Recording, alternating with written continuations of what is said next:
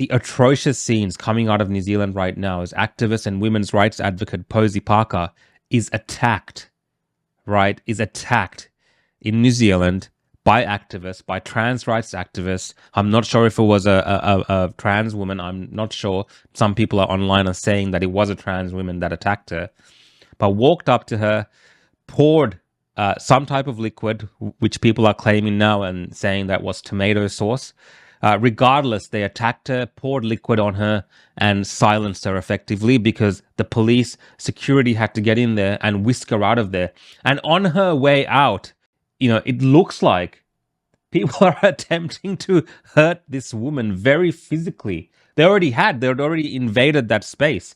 This mob mentality of the trans rights activists and the left in New Zealand, emboldened by what happened in Australia with all the misrepresentation in our media and by our politicians of just a bunch of women speaking in a democratic country like Australia. And the same goes for New Zealand. This is meant to be a democracy. Sure, we might not always agree with each other. That is just how it is. But to actually physically assault women now, it's crazy. And these trans rights activists and these left-wing activists and the government people involved in all this, right? This is all drummed up by them in the New Zealand media before she even arrived. They made a big huff and a puff about how when she comes, we don't know the types of people that she will attract. It will make it very dangerous and unsafe for us. And after having said all of that, these very same people went to this forum, made it unsafe for the people attending this peaceful assembly to discuss amongst themselves their issues as women, right? And then they took over the stage and effectively shut these women down. And they're celebrating, right? This is being celebrated as a win. Okay, now in the West, in New Zealand, in countries like Australia, when these activists take over people's protests, encouraged by the state, encouraged by government, when they take over these protests, they celebrate it as a victory for decency. Now, I don't know about you, but for me, this is no victory at all. The West is failing, we're losing. The moment that women in our countries can't get together and speak about whatever it is, let's not worry about the topic for 1 second. Doesn't matter what they're talking about. As long as they're lawfully gathered and having a lawful conversation about things that impact them, that should not be interfered with in any way whatsoever by men, by trans women, by trans men. It doesn't matter. Right? This is the type of countries that we live in, that we want to aspire to live in, and that we believe we live in. And to see that this type of behavior is being encouraged and not condemned is just ludicrous. The police, it seems like from the on-ground reports that we're getting, now this is all alleged, but it appears that the police really didn't do their job in New Zealand.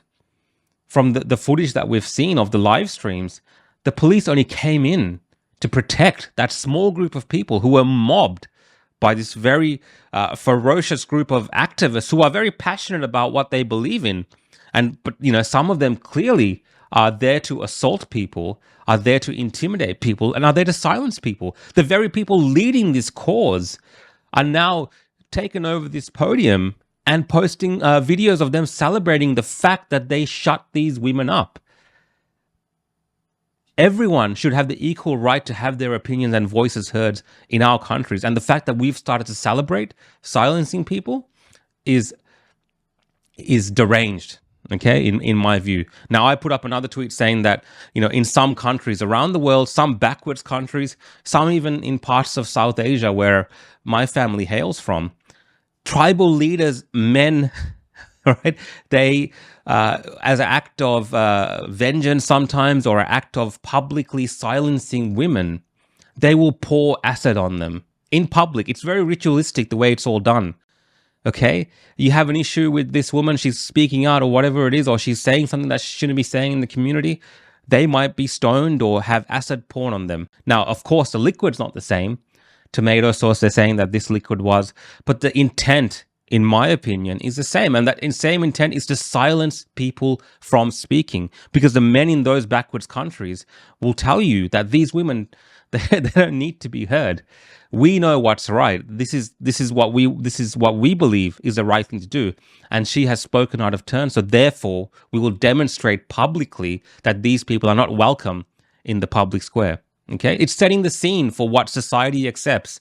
And of course, here, I'm not alleging that it was like some dangerous chemical or something that was poured on these women. It might be a harmless chemical or substance that was poured on Rosie Parker. But the fact that we are using this kind of similar intent, these activists, this similar intent to intimidate people into speaking about what they're feeling in society, to intimidate these women from speaking out about what they feel about the intrusion that they say that these trans men and trans women are having in their public spaces.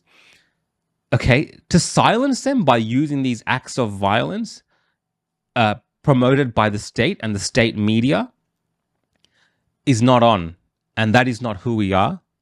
Okay, who we are people that listen to all sides of a debate, that allow people to have different views, that then bring that to the public and allow people to decide on those views, maybe with a vote or just through debate. Okay, that's what we do. But to actually shut people up in this manner and then celebrate it as some sort of a moral victory because you've managed to scare these women away and stop them from speaking today, it's just ridiculous. These trans rights activists, these left-wing activists who are participating in this, okay, all of this, what we're seeing today is the vilification of people who have a different view to what is endorsed by the state or by government entities or by one particular a group, is the same type of thing we were seeing over the last 2 to 3 years when people were speaking out against pandemic or the vaccine mandates and all this kind of stuff. Those people were vilified as Nazis and all sorts of things, and the community was turned against them.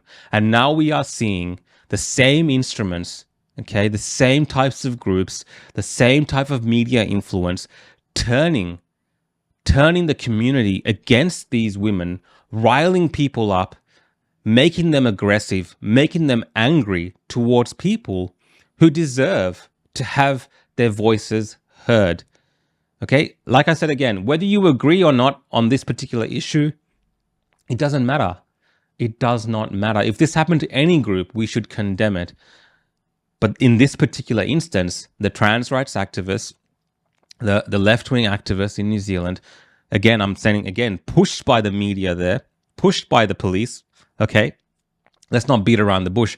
These people egged this kind of behavior on by pushing up the rhetoric right before Posie Parker arrived, sorry.